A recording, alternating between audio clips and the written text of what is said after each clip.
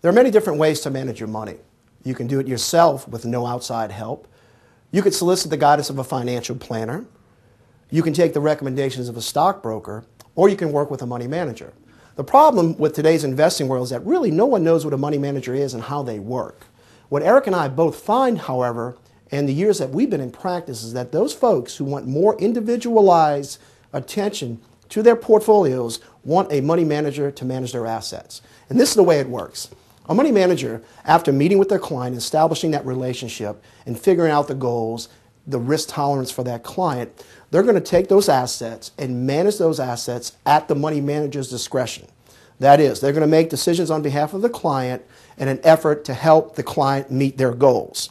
On top of that, the compensation of a money manager is different than, say, a stockbroker. A stockbroker normally gets paid commissions on the buys and sells they make for the client. That is, they'll get paid up front, whereas a money manager will get paid as a percentage of the assets under management. And it works this way. Let's just say you roll over your $100,000 account from your previous 401k plan. The money manager may assess a fee of 1.5% to manage that account. So initially you're thinking it's $1,500 that I will pay that money manager to manage my assets. But actually it works this way.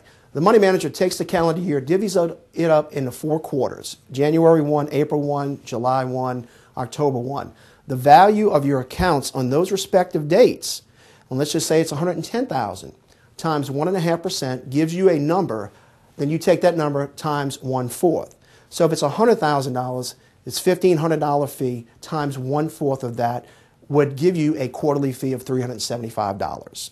That's how a money manager works. And as you could probably tell, it's a nice alignment of incentives. That is, if your account goes up, so does his income on that account.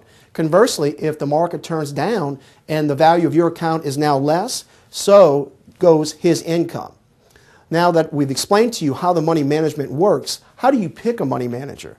Well, I think in today's world you have some 11,000 to 12,000 money managers. And how do you pick the best one for you?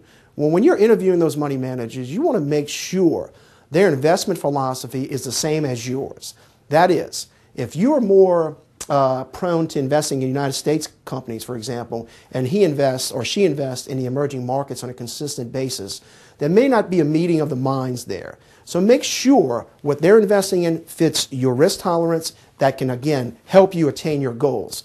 Secondly, when looking at their track record, make sure they've been in business for a substantial amount of time. That is, if they're just new kids on the block in 2 years and have not experienced at least 2 down markets, then I would shy away from them. And when we're talking about down markets, if you remember 2000, 2001, 2002, and of course 2008 up to this point, those are 2 bear markets. How did they do? How did they perform? It's very, very critical because managing money in down markets is crucial to long-term success.